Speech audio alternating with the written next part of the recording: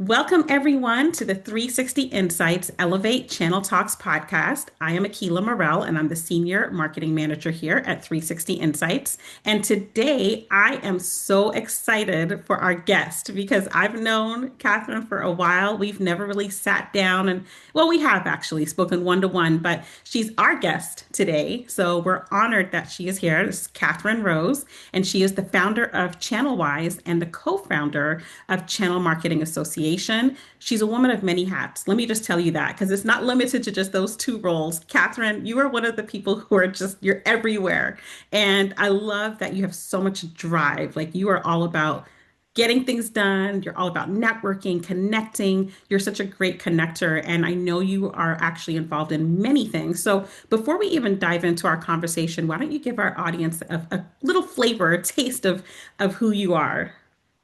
Sure. Thanks so much, Akila. Thanks so much for having me. I adore having these conversations with you. So I'm really happy to be here today. And, you mentioned I'm the founder of ChannelWise and the co-founder of the Channel Marketing Association. And I've been in the IT, telecom, tech channel for nearly 20 years now, and really have found myself excited always about channel, about what we're doing in this industry. And I bring in a lot of my expertise. As you mentioned, I'm a networker. So one of the reasons I started ChannelWise is because I had such a vast network, and people were always asking me, "Oh, hey, can you connect me with so and so for advice?" And I was like, "Well, why don't we make it accessible to folks?" And then the experts and the mentors can get a little bit of money, get paid for their advice. So that's why we started that. But I also work. I speak globally, and I work a lot within the women in tech space. And as you know, I work with Women in Tech Global Movement. We're part of the UN Compact, and also recently I was appointed as the special envoy to UNESCO, and so I'm going to be speaking at the Tech Diplomacy Forum coming up, where that's really really interesting, all about digital sovereignty and governance and all those kinds of things that policies are forming. So, I've been able to take a lot of my channel learnings from folks like you and other people in the industry and really hopefully help formulate some of these global conversations. That's exciting, like at a global level, right? Where will this event be taking place? I know it's not here in the US. It's in Paris coming Okay. up. All Yeah. right. Yeah. Awesome. I love that about you. You're so globally minded. And I think actually that's important as we talk about business. Even in the channel, like we have to approach business globally with a global mindset. There's no other way, right? Yeah, and especially because some of the folks that are newer coming into the channel, especially on the cybersecurity side and things, the US market is pretty saturated. I mean, there's a lot of noise, right? So a lot of companies are actually coming out of Europe and Israel and and other places in the Middle East and APAC and places like that, because the MSP community here is pretty well baked, and Right. it's not as well baked, maybe there, but also like cybersecurity. You're still talking about connectivity. There's a lot of places that are, still not up to, not up to the standards that we have here in the US in terms of just being connected digitally and everything. So there's a lot of opportunity and maybe Right. a little less noise. Right. So we just need to make sure we're at the table having those conversations. Absolutely. It's almost an untapped market. So you're right about that. It's a ton of opportunity. So before we dive into our conversation today, I always like to give our audience a little flavor and a little idea about who you are, where your beginnings. Let's talk about your beginnings. So can you recall your first ever job? I want you to reflect on that and then Oh, think of like course. Yeah. a skill. It could be multiple skills, but maybe we focus on one skill that you felt has stayed with you your entire career journey. What would that be? So my very first job was waitress.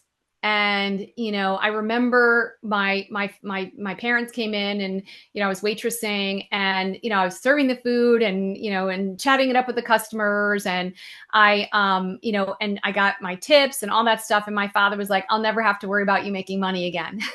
Because I really enjoyed it. And I think for me, it was like this, having connection with people, because, not everyone's going to be happy all the time, but, it's a really good way to like get yourself, involved in things like marketing and sales, because you're constantly thinking on your feet, and you're having to wear multiple hats and do multiple things. I think that was one of the good things about it. And also, service, right? Like we want to make sure that we're delivering, over delivering, service with a smile, like all those kinds of things. I think that's what really stuck with me over the years. But I loved waitressing. I always say that's my retirement plan. I'll probably just go back and do it because Yeah. I just like talking to the people. Yeah. Yeah. It was a really fun thing. But for me, it was, that was how I was going to set up my career in sales. And I always asked, like when I was bringing on team members, I would be like, have you ever worked in, hospitality? It was Right. always a question for me. So Yeah. Oh my goodness. And that's 100% you to this day. I'm just smiling because that is you. Like you're still doing that. You're still networking. You're still building relationships. You love to connect with others. Like that's you're walking in your purpose from. So I love to yes, see it sometimes because it's defined at such an early stage in life. And sometimes some of us will carry it through. Others, yes, I've had some guests where they were completely opposite of what they're doing now, but the skill, though, like the underlying characteristics are still there and they're able to apply it to what they do today. So, yeah, thank you for sharing that. That's great. So we're going to talk about like all things channel marketing. Let's dive into it. And I know when in my intro I mentioned that you are the co-founder of the Channel Marketing Association, which is a great organization for channel marketers. yeah. But what was your inspiration, for you and Amy to create this organization? Was there like a specific challenge? Was there a moment? What sparked the idea? So the funny part of that is I registered the name in 2012 because at the time I was working with a lot of channel marketers and they were always asking me like, "Oh, Kathryn, what are the best practices? What are you hearing out there?" And I was always like, "You guys don't talk to each other." And then I realized that they didn't, because a lot of time the channel marketers are the ones who are they're planning the events, but they don't go to the events. And if they do go to the events, they have a lot of other responsibilities, so they're not able to kind of like sit around and like catch up and do different kinds of things. And Hmm. so, and then, in some ways back in that day, there was still a lot of like, well, I have to keep this is my secret sauce. And so people weren't necessarily sharing. But of Right. course, life got in the way and all that. I have a few kids. I've got a lot of stuff going on. So it was Amy who really kind of brought it back up, because when she worked at Teleris, as you know, she ran their marketing for many years. Hmm. And when she left, she started her own company. But also at that same time, a lot of our friends were getting ripped. There were, these reductions in force. There were all these different things happening. And one of the themes that we always kept talking about was the fact that channel marketers, there wasn't a space for them to kind of like really collaborate. And channel was, and maybe still is in some ways, kind of like a afterthought, even though it drives billions and trillions of dollars. Right. It's still like the direct marketers that that people more understand, right? Channel Right. is a very niche thing. And so we thought, let's see what we can do. We want to help this community. These are our friends. These are people we've known for a long time. And what can we do to help it? And so and it was December of 23. We're like, well, let's just have a webinar. So we had this webinar, the doing more with less, because that was a big theme. It is today too, right? Right. But it was for sure, it started then. And we had like 300 people that showed up for it. We were like, okay, maybe we're onto something. So then we instituted the awards and we had our very first summit. And within a year's time, we have almost 1,000 members. Like it Right. became a thing, right? It really blew up. Right. And I think a lot of it is the fact that, they do speak each other's, sort of language. I mean, funny, I was in France last year and we did with ACW. I know you're very involved with that, obviously. We did a little meetup, and they were all speaking French. And I was like, hey, listen, you do you, right? And I'm just going to sit here and this, and be a fly on the wall. And Right.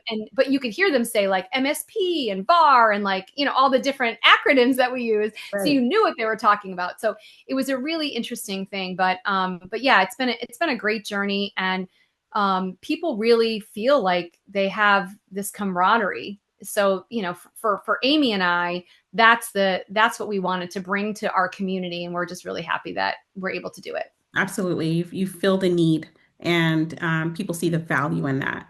So, what about for those? I always think about this too, even with when I think about the Alliance of Channel Women, when I think of like my mentees, like the next generation, the people we need to bring, who are we bringing along, right? And who are we helping? So, for those who are just entering the space and maybe they're just kind of dabbling in a little bit of channel marketing. How do you define channel marketing in our specific space? Like, what is it? I know when I tell So people, like, you can't even say yeah, channel marketing, they just understand, oh, yeah, you're in marketing, but what's channel marketing? They don't get it. right. Well, even when some of you search for channel marketing, you'll get omni-channel marketing, you'll get like these different things that are not really what we do. So channel Right. marketing is the way we look at it, because some people say partner marketing, and from our perspective at the Channel Marketing Association, we think of partner marketing as affiliates. I Mhm. send someone sends out a link or or something, and they get a percentage of the sale. With us, it's like we say, if the vast majority of your revenue depends on someone else selling your stuff, Mhm. or significant proportion of it, you're in the channel, which means that you literally rely on other people to sell your stuff. That's the way we look at it. And of course, we look at it from an IT telecom, even AV. We have AV members in our group, and cybersecurity and things like that, software Right. space. The interesting thing about channel is that it's a you wear multiple hats because you're doing to channel and through channel. Right. So you're constantly trying to, enable, activate, reactivate the channel partners that you already have, and usually still trying to recruit new partners or form new alliances, which of course is a is a little offshoot of channel marketing. You have alliance marketing, you have different things. So you have integration partners versus bars or MSPs or MSSPs, right? Right. So it is a little bit challenging for most people to sort of grasp, like, oh, I have to come up with different language to talk to partners versus through partners. Exactly. Those are the kinds of things. That's how we look at it at the Channel Marketing Association. Right.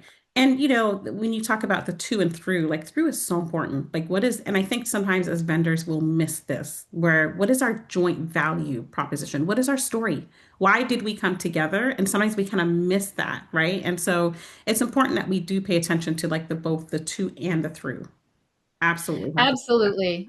Yeah, absolutely. And I think one of the biggest challenges with channel is that you have two separate audiences. So if you look at service leadership, I'm not sure if you're familiar with them, but service leadership, they do all this research around MSPs for years and years and years. Mhm. And they put out this profitability report every year, but in there's lots of little nuggets. So I'm such a geek, so I print it out and I read 150 pages of it. But some of the little nuggets that we took out for the channel marketers is your average MSP, or they call them TSPs because they look at the complete maturity cycle from, everything from a VAR through all the way through someone who's actually, building solutions for customers. Mhm. So when you look at it from the TSP perspective, the average age is, well, they were actually formed more than 30 years ago, or Mhm. 20 to 30 years ago, right? So when you're speaking to partners, you may be speaking something, your messaging may be different or has to be different, right? Then when you look at where Jay McBain will come in and say, well, the millennials are now your main buyers on the enterprise side. On Right. the SMB, you're still, especially in America, I don't know necessarily globally, but your average SMB owner is like 54, right? So Right. sometimes the messaging can be the same, but sometimes it's completely different. And Right. so that's something that a channel marketer kind of has to bear, that when you're putting together your emails or your landing pages or whatever, you have to really think through, who exactly is my target audience? You have your IPP, you have your ICP, right? You have all these different things. So I think it's much more challenging when you look at it that way. Yeah, it's definitely challenging. And speaking of, like, do you feel like the channel marketer, the role has evolved over the last 5 to 10 years? I mean, I feel like I know the answer to that because, of Yeah. course, COVID alone just disrupted everything. But even outside of that, how has the role of a channel marketer evolved? I've seen it become more of a revenue marketing thing, Yeah, right? So prior to, it was all about the storytelling and design and catching people's attention and all those kinds of, almost more of an advertising sort of thing. correct. But over the last, especially 10 years, I would say that, it's become more revenue marketing. So now it's more critical. Like we have a very popular session, and we have a course around it now from Kathleen Martin, who talks about like how to read financials, right? Because marketers typically don't have that skill set. They're Right, not usually the ones who are supposed to be looking at the bottom line, correct. but now more and more pressures coming from attribution, ROI, Yeah, and how are you calculating that? who gets the credit, for the sale. So like that I've seen a lot more. And the pressure has become a little bit harder too, because it's just from a marketing perspective, it is about storytelling, and it is about why we're different, why you should partner with us, the relationships Right. versus the salesy messages. But the pressure comes from like, well, hey, we have to prove our ROI, so everything has to have a call to action, and someone has Yeah. to click that thing. Yeah. Yeah. And sometimes it doesn't call for that. So, so it's a juggle, It is. It is. And I think about it too. I've been in marketing for a long time and channel marketing, but I remember the days just, it must have been my Lumen days, pitching all these great campaigns and initiatives. And I thought it was great. I had a ton of budget. Who cared about ROI? It was like, no, we're going to do this event. We're going to do this. We're going to do that. Look how pretty it looks. Aren't you excited? And, I didn't even incorporate the sale. I didn't even collaborate with sales. I just launched these programs, and they absolutely, some of them failed because of the lack of collaboration with sales, and then the lack Yep. of truly planning for what is the ROI. And so Yep. now to be a channel marketer, for you to be really effective in your role, like you said, like I want to sign up for that class that Kathleen is talking about, but you need Yep. to understand the bottom line. How are you impacting the bottom line, right? What Yep. value are you bringing? So I appreciate that comment because that is 100% correct. We have to have Yeah. that in play. And at the Channel Marketing Association, I mean, we have our IPP builder, because when we did our research, was the State of Channel Marketing report last year, Yep. like 60+% said they don't have a really fully baked ideal partner profile. Right. So we put an ebook together. We have a custom GPT that they can build their own. Mhm. We have the channel events masterclass that we just launched, where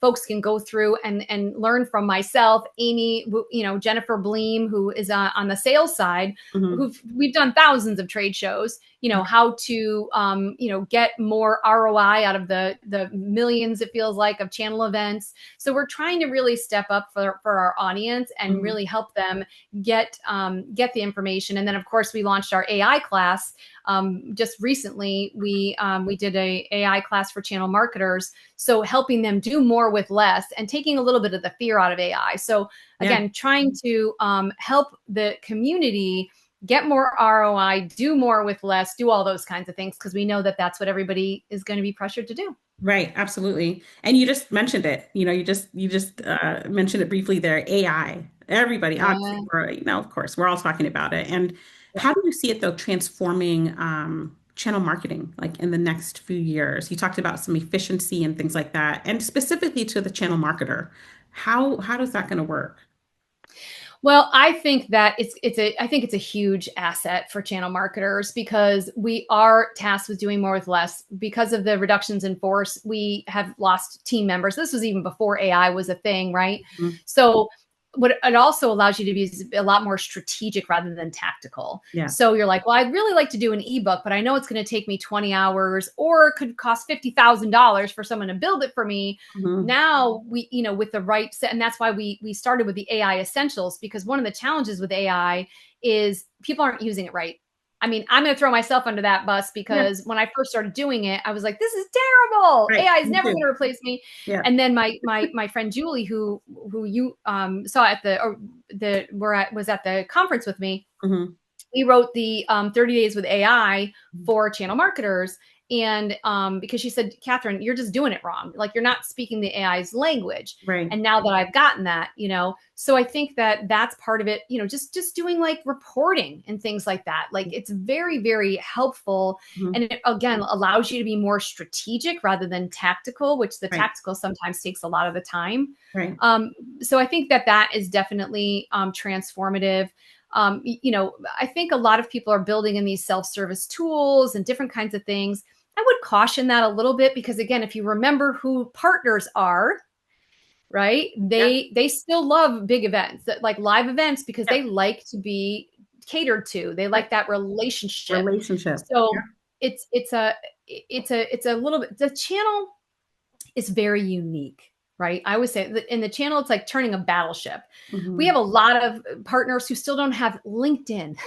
Right. Like, they Oh don't my have LinkedIn goodness. presence. Like, Correct. So we have to Yeah. be really careful about how we implement AI. Mm-hmm. And I think the other thing too, for more seasoned folks out there like me, is one of the, I think, biggest misconceptions is that AI is a young person's game, right? I had Right. a conversation with someone last week who said, "Oh, I have a digital native joining my team, and they'll know AI." Yeah. Here's the challenge with that. My friend Julie says the AI is like a 5-year-old. It knows everything, but it doesn't know how to do anything. Right. Okay. Right. So when you're first starting out in your career, you're not really used to explaining things and breaking them down in step by step by step. Mm-hmm. So when you're first starting out in your career, you might just put like I started where I was like, write me a 3 email sequence, and it Right. would give me this Exactly. garbage, right? Right. Right. As more seasoned, now I have to explain things to my team all the time. I have kids. I have to explain things to them and break them down step by step. So it was even challenging for me because I was like, well, if I have to explain it, it's just like that whole like, should I outsource or whatever even to a Right. human? But with the great thing with AI is I have to explain it one time. I write it down, I write it in there, tell I what I want to do, and I have to do it again. Right. Right. So I think that that's one of the things that we can take away is that we shouldn't shy away from it, or we shouldn't say it's someone else's thing. All marketers need to know how to use it. It's not going away, Right. right? And Right. it's just then as a leader, once I learned, it's just like with social media when it first came out. Exactly. Yeah, people didn't know how to build a Facebook page, Right. so they were like, "Well, I don't know how to do this." Well, yeah, you Right. do. You know all the strategies, you just didn't know how to implement. So, Right. I Right. think it's a really important for all of us to just get up to speed, understand it, and then figure out how to best utilize it to service our customers, our partners, and what we need. Right. So then how do you strike the balance then between automation and then authenticity? Because we can become so dependent on this tool that we can lose the authenticity. And I believe that the human aspect is still very important. And so how do you strike that balance in partner relationships? That is a challenge. So let's talk about authenticity first, because you can see it when a post starts with like a positive, like today's exciting landscape. I just shut right down. I'm like, okay, like you Yeah. can't even take it and Right. and make it your own. You just have to cut and paste it. Or if I see those green checks, I know it came right out of AI. Right. So I think it ruins people know you're using it. I mean, let's be honest about it, Hmm. right? Like, Hmm. some people were like, well, you should probably put on your LinkedIn post made with AI. No, I mean, I'm not going to do that. It's just like if I had somebody running my LinkedIn, which I don't, but some people do, Right. they're not going to say, well, I posted this on behalf of Kathryn, right? They're posting it as me. So Right. just assume everyone's using it, but let's be authentic about it, right? Right. Let's go in there and really make it our voice. That's why it's important to get trained, so like it's your voice. When I train mine, I specifically say, do not start out with leading phrases, do not use the word delve or landscape. For the love of Right. God, make it Right. stop, right? Right. So I think that is the authenticity is really important when you train it properly with your voice, or at least just understand what your voice is. So I Hmm. think that's first. Second, I think you have to watch your market, right? So like if you're trying to automate a bunch of stuff and you see your partners aren't using it, well, they still want that personal interaction. Right.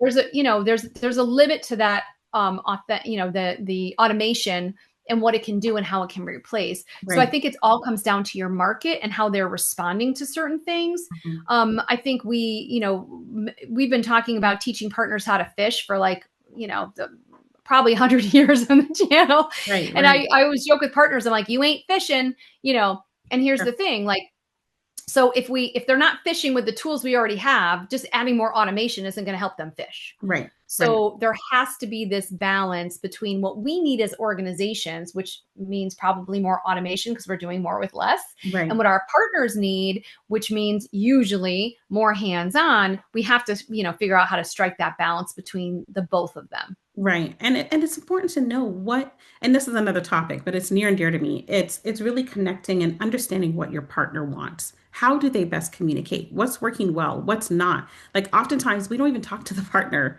and we have no clue, right? So we really have to stay close with what they want, what will work for them. And I know we can't be all things to everyone, but that's where the authenticity piece comes in. Like how can I better serve them? how can I better serve them? And then I think it leverage those also comes tools back. that'll help Oh, you be sorry. efficient, you know? Yeah. Yeah. Oh, I think it also comes back to really building out that ideal partner profile. And maybe that's like, that's not just a one thing, right? Maybe it's, there's different personas. But when you look at it, some of these companies have tens, thousands, hundreds of thousands of partners. And they Hmm. say, well, it's the 80-20 rule, right? Well, Hmm. no, it shouldn't be Right. anymore. Like Right. we should be able to tell right down to the, as much as we can, Yeah. down to the traits. These are the partners that I want. So it doesn't become as overwhelming a task as you think it is to service those people. Just Right. focus on the right ones The and right stop one. collecting. That's Yeah, good. stop just collecting numbers. Yeah. That's good. That's kind of funny. I was going to say something else like stop just collecting numbers, but anyway, that brought me to way back in the day. But no, that's great. So if you could, like, if you were, I don't know, the genie in the bottle, or if you could just maybe wave the magic wand to solve like one big challenge for channel marketers today, what would it be? Ooh, one challenge is really, I think And one is giving them a seat at the table. Like I think a true. lot of, channel chiefs came up through the sales organization. Yes. That sales still leads. And not, listen, I've been in sales for most of my career. I work with channel marketers, right? And Yeah. I've Yeah. done channel marketing, but it has been a long time. Right. But I think that, so I get it, right? Because that's where the dollars flow. But they have to work together. They have to work together. Yeah. So let's get, channel a seat at the table. Let's understand like from a very base level, like what are we trying to do? Who are we trying to do it with and through? One of the things we try to do with the channel events masterclass is I say like, I want to get rid of FOMO. Like Yeah. stop going to all these events. If you're not there, is anyone really going to miss you? No. I'm Right. sorry. I love Right. y'all. They're not. And what you're doing is you're burning out your teams because you're sending them to 5 events a quarter or whatever. Mhm. You're burning out your marketing, you're burning out your sales teams. You're not getting the output from them because they're always on the road. Right. And the partners are getting exhausted too, and they can't afford to fly everywhere. So Hmm. if you find that ICP, like where are the most critical places to be, and you work through like some of the stuff what we do in the masterclass, Hmm. you work through like squeezing the most ROI out of there, then you're just being more efficient with everyone's time, Right. right? So Absolutely. I think giving marketing a seat at the table. The second thing, you didn't ask me for two, but I'm giving it to you, is MDF. Like we've got to figure Yeah. we've got to figure out MDF Yeah. because it's an incredible tool, but how are we going to use it better for the markets that we're trying to serve, Right. right? Right. Right. And so those are the That takes things that I strategy. would definitely. That takes strategy. Oftentimes we just feel like it's a switch. We just flip it on, like, okay, MDF, here you go. And there's no strategy behind it, nor No, follow-up. So you're right right? about that. Yeah, Absolutely. Yeah. No, yeah, I agree with those challenges because it's top of mind 100% for a lot of the marketers out there. So yeah. what's next? What is next for the Channel Marketing Association? Any kind of upcoming initiatives that you're super Yeah. excited about? Well, as I mentioned, we launched the Channel Events Masterclass, so that one's going really well. We just got some really great feedback on that, Mhm. and we and just yesterday we finally launched our AI course and my next book, which is the 30 Days with AI for Channel Marketers, and on the Congratulations. heels of that is the 30 Days with AI for Channel Sellers. Okay. So we have those two courses, and so in July 22nd and 23rd, we're doing an AI in the Channel Summit, Okay. all directed to channel marketers and channel sellers. And so we have some really cool people on there. Art Gross from Breach Secure Now, the CEO, he's Okay. been working in AI and having his team work in AI for 3 years. So Hmm. he's going to talk about why, and he also owns an MSP. So he's kind of like on both sides of it. Right. So he's going to talk about how he's doing that. We have Ben from Sift AI, who from the sales side uses all these workflows and automations to put people through the funnel, and how he uses all that stuff. And then of course I'll be talking about just the kind of the basics of prompting, and Yeah. we have a lot of like really interesting stuff. So we saw a lot, again, looking at the needs, we saw a lot of people talking about AI overall. We saw a lot of stuff going toward MSPs, but there was really nothing specific for channel. Hmm. So that's why we built it. And that's what I'm really excited about. I want to try to take the fear out of it. And I also want people to understand too that, one of the reasons we started Channel Marketing Association was to up-level careers in Yeah. general. Yeah. And 88% of job posts now along with knowing Microsoft Word and blah, blah, blah, it Great. says you need to be AI proficient. And the Mhm. only way you can prove it is you use this, you get one of our certifications, because you could say, we went through this class and, Great. here's an industry recognized certification. And that's what we're really excited about, is just really having an impact. This is what we're trying to do, have an impact on the channel in general. So Absolutely. And that's what I love about the CMA. Like you're making us better marketers, right? And it's a right. win-win because we go back to our companies and we're crushing it. And then in the end, the partners win as well and their Yeah. customers. It's a domino effect. And no, I definitely appreciate the organization. I think it's great. You and Amy clearly are filling a need because of the response that you have seen. Like we've been wanting this. And then for those of us who didn't even know we needed it, now we're just like, we see your content and I'm like, whoa, we definitely need this. So, no, super excited. And I really appreciate you stopping by today for sure. Like, this is a great conversation. I'm sure we can go on and on. And perhaps we do it for part two, because there's I would love it. Yeah. I mean, so much as to we launch cover. these classes and yeah, and everything, I'd love to be able to do it. And of course, we always appreciate 360 Insights is one of our sponsors and a Yep. huge supporter. You, Jen, Brad, the whole team Yeah. have been really, really incredible supporters of mine and of ours since we very first launched, the last year. And so we're just really excited to be able to work with you and work with your customers and work, in the channel and hopefully, get this mission. I mean, the mission for the AI course is we want 1,000 channel marketers trained. That's my mission, Yeah. because that will really, I mean, because then they can train their people and they can train their people, right? So Exactly. by the end of the year, that's my goal. Is we Yeah. want to make sure that everybody gets at least the basics, and then they can take it from there. So yeah, That's great.